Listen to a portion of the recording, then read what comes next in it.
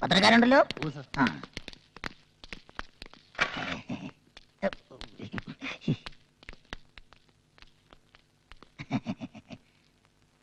എല്ലാവർക്കും എന്റെ നമസ്കാരം. വരൂ. എന്താ ഇവിടെ പ്രശ്നം? ആഗോള വിപണിയിൽ തോട്ടണ്ടിയുടെ വിലയിടിഞ്ഞു സാർ. എപ്പോ? പത്രത്തിൽ വാർത്തയുണ്ടായിരുന്നു സാർ. അതാ ഞാൻ അറിയാത്തത്. ഇപ്പൊ റബ്ബറിന്റെ അവസ്ഥ പോലെ തോട്ടണ്ടിയുടെയും. അത്രയ്ക്ക് മോശമായോ? അപ്പോ നമുക്ക് ചർച്ച തുടങ്ങാം. സർ, 2 വ്യവസായ പ്രമുഖർ കൂടി ഈ യോഗത്തിൽ പങ്കെടുക്കേണ്ടതുണ്ട്. ഒരാൾ Kumar Kubera, cashew factory owners association president. മറ്റൊരാൾ മുൻ പ്രസിഡന്റ് പ്രഭാകര പ്രഭു. അവരെത്താതെ ചർച്ച തുടങ്ങാൻ പറ്റില്ല. അവരെത്തിയാലും എത്തിയില്ലേലും ഈ യോഗം നടന്നാലും നടന്നില്ലേലും 1 മണിക്കൂർ കഴിയുമ്പോൾ ഞാൻ അങ്ങ് പോകും. എനിക്ക് തലയോലപ്പറമ്പ് അവിടെ ഒരു തറക്കല്ലിടാനുണ്ട്.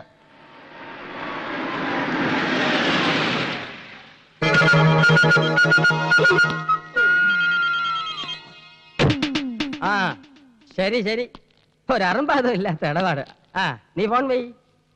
എന്താ മിസ്റ്റർ കുബേര ഇത്ര ലേറ്റ് ആയത്? സ്വപ്പം താമസിച്ചു, അതുകൊണ്ടാണ് ലേറ്റ് ആയത്. മന്ത്രി വരെ കാത്തിരിക്കുക. മന്ത്രിയല്ലേ പറഞ്ഞ നേരവും കാലമൊക്കെ പാലിക്കുന്നു നമ്മൾ അറിഞ്ഞ്. എന്തിനു പറ്റി? കറക്റ്റ് സമയത്തിന് എനിക്ക് വന്നിട്ടല്ലേ. പഴവങ്ങാടി ഗണപതിക്കൊരു തേങ്ങ അടിച്ചേക്കാം. എങ്കിൽ ചർച്ച ആരംഭിക്കാം.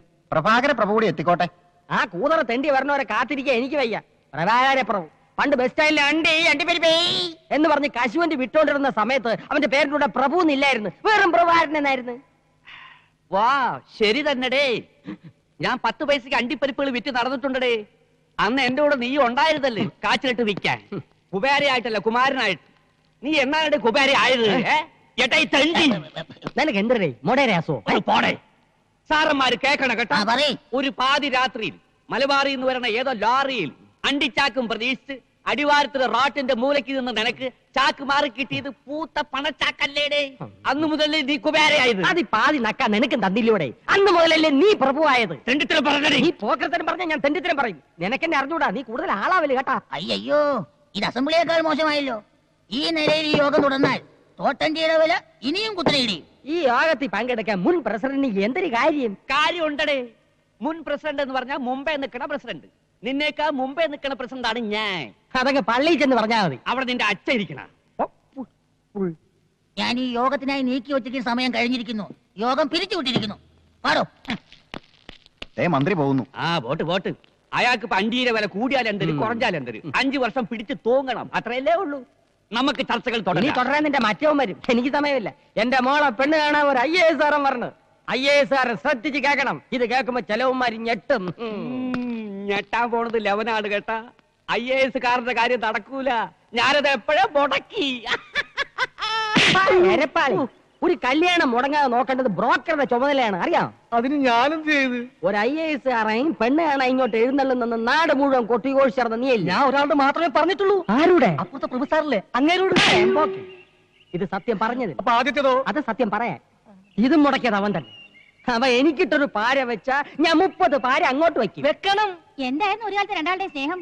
ഈച്ചയും ചക്കരയും പോലെ അല്ലായിരുന്നോ? ഒരു പായിൽ ഉറങ്ങി, ഒരു പാത്രത്തിലുണ്ട്. ഒരുപോലെ 2 വീടും 2 പിള്ളേരും ഉണ്ടായപ്പോ തെറ്റി. പിള്ളേരുണ്ടായപ്പോഴല്ലടി തെറ്റിയത്.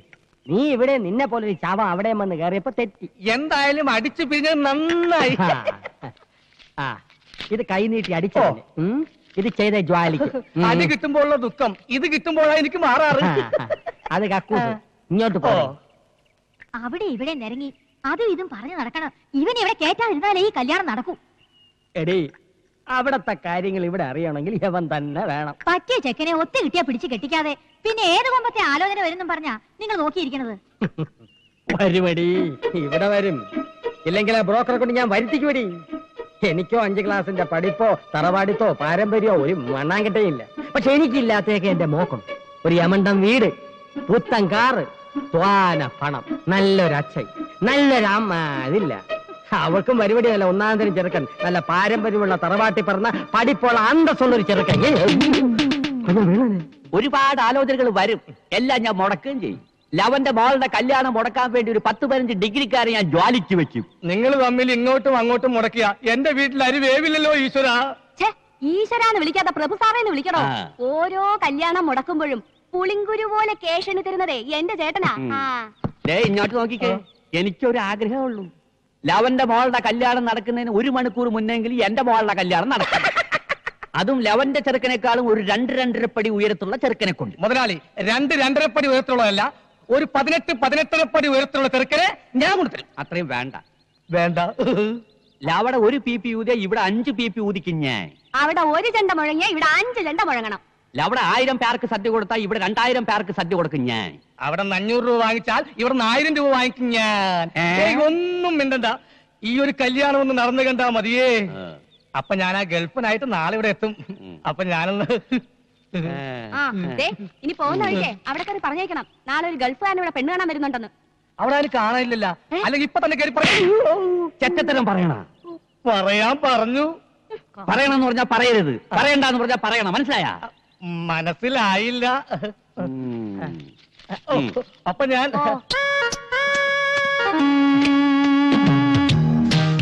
ഇത് എത്ര നേരമായി, ഒരു 1.5 ടൺ സാധനമെങ്കിലും ഇപ്പൊ അമ്മൂത്ത് വാരിത്തേറ്റ് കാണും. എന്തിനു നാട്ടം, അത് ചോദിച്ചാലേ ബോധം കെട്ട് വീഴും. അവള് വീഴണം, അതും ഒറ്റ നോട്ടത്തിൽ തന്നെ.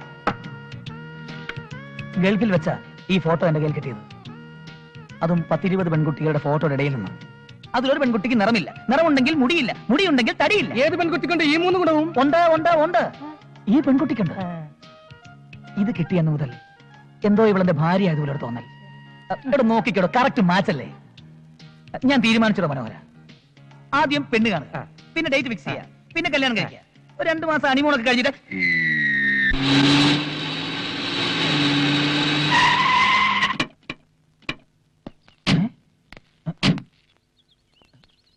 നമ്മൾ വന്ന് വെറുതെ തോന്നുന്നു. ഇതാ എഴുതി വെച്ചിരിക്കണ്ടല്ലേ, പ്രഭു ഇല്ലാന്ന്. അയ്യോ, ഇത് ആ പ്രഭു ഇല്ലെന്നല്ല, ഇത് പ്രഭുവില്ല, വീട്ടുപേര്. ആ പ്രഭു ഇതാ വന്ന്. നല്ല വിദ്യാഭ്യാസ ജ്ഞാനം. വാ വരി വരി, ഒരു കൊലവിളിക്കുള്ള ആളുണ്ടല്ലോ. ഇത് ചെറുക്കന്റെ സ്വന്തം വണ്ടി തന്നെ. എന്റെ സ്വന്തം തന്നെ. എങ്കിൽ അകത്താട്ട് വരി, വരി, വരി. വരി വരി.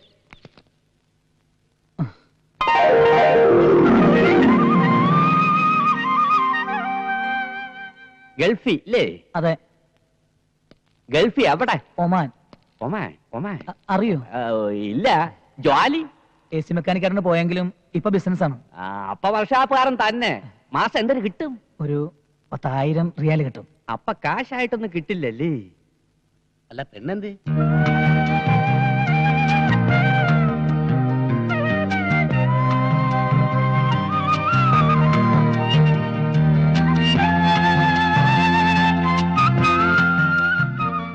എത്ര വരെ പഠിച്ച്? SSLC. അയ്യേ, PA പോലും ഇല്ലല്ലേ? സാറിനേക്കാൾ 6 ക്ലാസ് കൂടുതലുണ്ട്.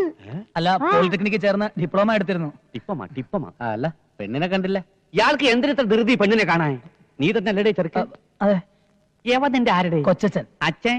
ഞാനാ. അച്ഛന്റെ പേര്? രാമൻകുട്ടി. മരിച്ചുപോയി. എന്തരായിരുന്നു ജോലി? കൃഷി കാര്യങ്ങളൊക്കെ ആയിരുന്നു. കർഷകൻ. അച്ഛന്റെ അച്ഛൻ? കുഞ്ഞിക്കണ്ണൻ. ആ കുഞ്ഞിക്കണ്ണന്റെ അച്ഛൻ? അത് ഓർമ്മയില്ലല്ലേ? അല്ല, അതിലെന്താ ഇത്ര പ്രസക്തി? അത് തറവാടിത്തം അറിയാവല്ലേ? പാരമ്പര്യമുള്ളവരാണെങ്കിൽ എത്ര തലമുറ കഴിഞ്ഞാലും മുൻ തലമുറക്കാരുടെ പേര് പറയും. ഉദാഹരണത്തിന് നമ്മുടെ വേലിത്തമ്പി തവള. ധവളയല്ല, ദളവ. എന്തൊരു തവളെങ്കിലും ആവട്ടെ. ലവന്റെ തുടർച്ചക്കാരനെ ലവനെ ഓർക്കണില്ലേ? പേര് പറയണില്ലേ? അതുപോലെ യവനെങ്കിലും നിനക്കൊക്കെ ഉണ്ടോടെ? പെണ്ണെത്തി. അതെന്റെ പെണ്ണാടേ.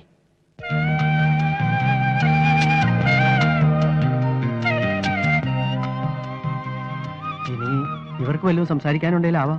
അകത്തേക്ക് ചെല്ലടാ. അകത്താട്ട് കാറിലും പറയലൊക്കെ കല്യാണം കഴിയുമെങ്കിൽ. അല്ല, പരസ്പരം ഇഷ്ടപ്പെട്ട സ്ഥിതിക്ക്. യാവന് ഇഷ്ടപ്പെട്ട്, പെണ്ണിന്റെ തന്തയ്ക്ക് ഇഷ്ടപ്പെട്ടില്ല പൂപ്പ. ഞങ്ങൾക്ക് വേണ്ടത് നല്ല 1-ാം തരം തറവാടുകളാണ് കേട്ടാ. നിനക്കൊന്നും അത് ഇല്ലല്ലേ? ഞങ്ങളുടെ തറവാടത്തെ കുറിച്ച് പറയാൻ നിങ്ങൾ ആരാ? നിങ്ങളുടെ തറവാടത്തെ എന്താണെന്ന് നാട്ടിലുള്ള എല്ലാവർക്കും അറിയാം. എന്റെ തറവാടത്തെ പറയാൻ നീ ആരുടെ? കാര്യം പോടിയകത്ത്. കുറച്ചുകൂടി സൗമ്യമായി സംസാരിക്കണം. അതെ, ഞാനത് പറഞ്ഞു വരായിരുന്നു.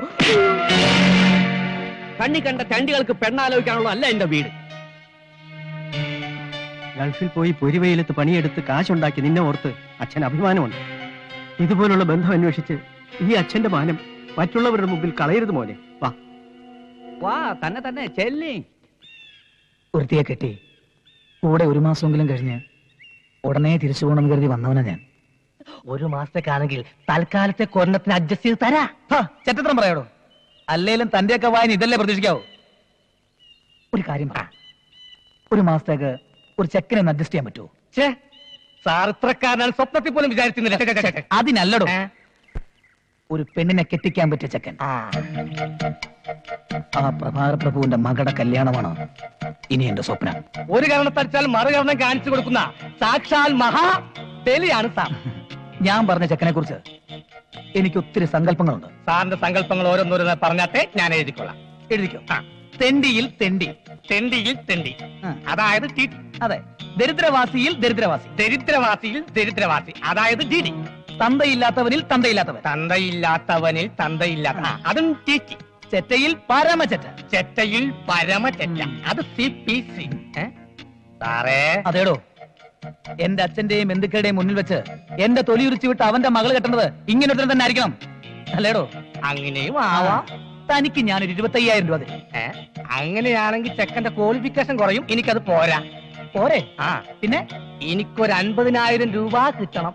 അപ്പൊ മറക്കണ്ട, കള്ളുകുടിയൻ, പെണ്ണുപിടിയൻ, തല്ലുകൊള്ളി, താൻ തോന്നി. ഇതിത്ര ആലോചിക്കാനൊന്നുമില്ല, നിന്റെ കുടുംബത്തിൽ തന്നെ കാണൂലേ? ഉണ്ട്, ഒരാളുണ്ട്, മച്ചാൻ, മാട്ടുപ്പെട്ടി മച്ചാൻ. നിർത്തിയാ നിർത്ത്. முதல்ல காசு விஷயம் பேசி அதுக்கப்புறம் எதுக்கு சார் இந்த மாதிரி ஒரு பேச்சு? காசு விஷயம் இல்ல, வேலை தான் முக்கியம். உங்க மேல எனக்கு நம்பிக்கையே கிடையாது. எதுக்கு வேலை முடிஞ்சதுக்கு அப்புறம் கலாபிலா மாதிரி ஒரு பேச்சு? റേറ്റ് சொல்றா. 500 രൂപ കൊടു. ഒരു 300 രൂപ ഞങ്ങൾക്ക് ലോഡ് ഞങ്ങൾ ഇറക്കാം. നീ ആരുടെ റേറ്റ് പറയാൻ? ഞങ്ങൾ ഇറക്കേണ്ട ലോഡിന് റേറ്റ് പറയേണ്ട ഞങ്ങളാ. വെറുതെ ഉടക്കുണ്ടാക്കാൻ നോക്കണ്ട, ഇത് ഞങ്ങളെ അതിർത്തിപ്പെട്ട ലോഡാ. തല മാത്രമേ നിങ്ങളുടെ ഭാഗത്തുള്ളൂ, ഓടല് ഞങ്ങളുടെ യൂണിയന്റെ അതിർത്തിയില്ല. അതെ, തലയാണ് മോനെ മുഖ്യം. ഈ ലോഡ് CTU-കാർ ഇറക്കും. അതെ, അങ്ങ് പോയി പറഞ്ഞാൽ മതി, ഇത് ഞങ്ങളുടെ ലോഡാ, ഞങ്ങൾ ഇറക്കും. മാരിയപ്പാ, ഇറക്കടാ സാധനം. ഇങ്ങോട്ട് മാറി.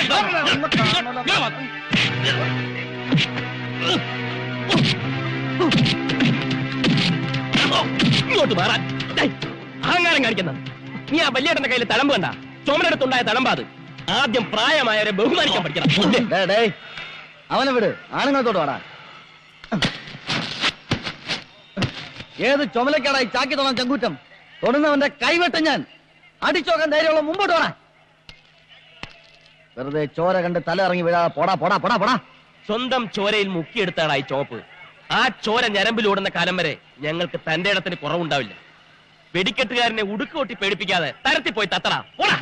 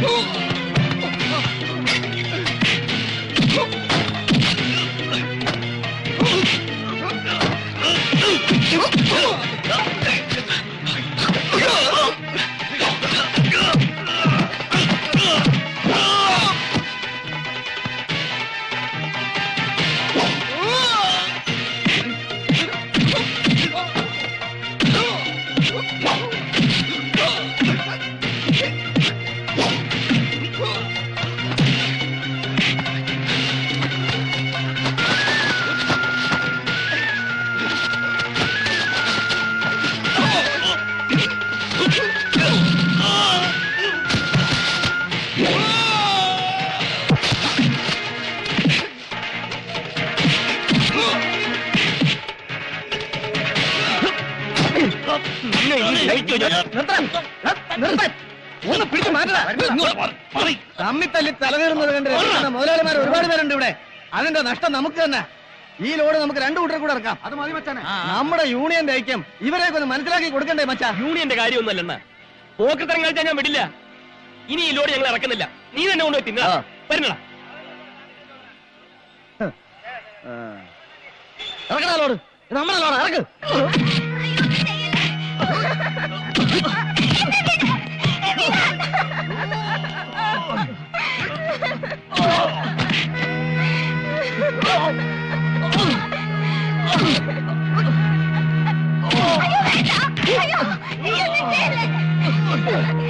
സ്വന്തം പൊന്നുപോലെ വളർത്തിയ പെണ്ണാണ് അവള്. അവളെ നശിപ്പിക്കാൻ ഞാൻ സമ്മതിക്കില്ല.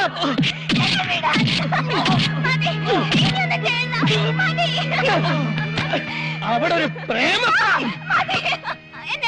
കൊണ്ടുപോറാളെ.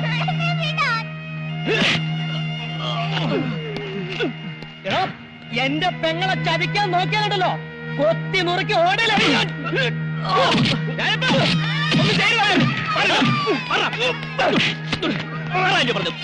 എന്താണ് പ്രശ്നം? ഈ കൊച്ചുമലയാളിക്ക് ഞങ്ങളുടെ പെങ്ങളോട് പ്രേമം അത്രേ. നീ ചെല്ല്, ഇത് ഞാൻ ഡീൽ ചെയ്തോളാം. മച്ചാൻ പറഞ്ഞോണ്ട് പോണേ. എന്തായാലും പാത്തിട്ട് നേർക്ക് പോടാ, പോയി വേലയെ പറ. പോ, പോ.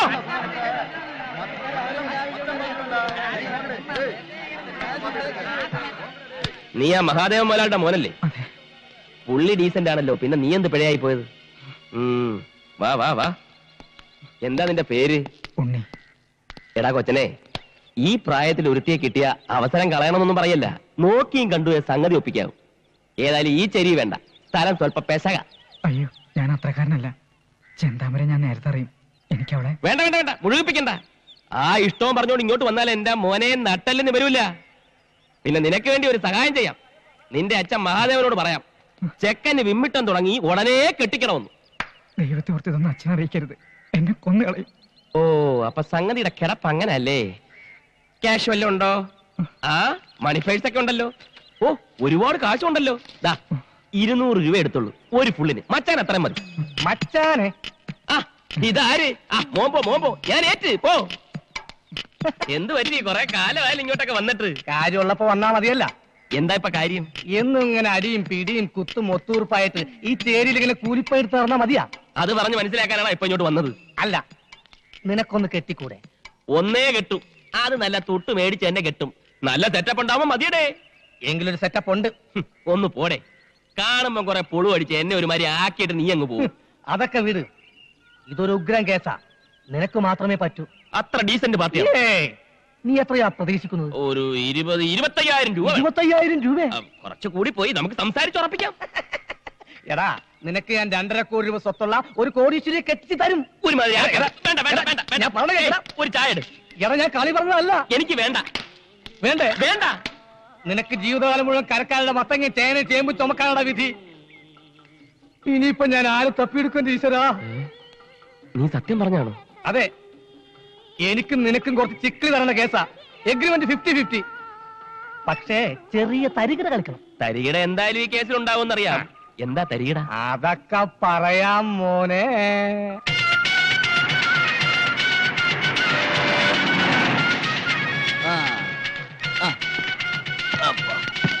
കണ്ടപ്പാ, ഇവിടെ വാ, ഇവിടെ വാ.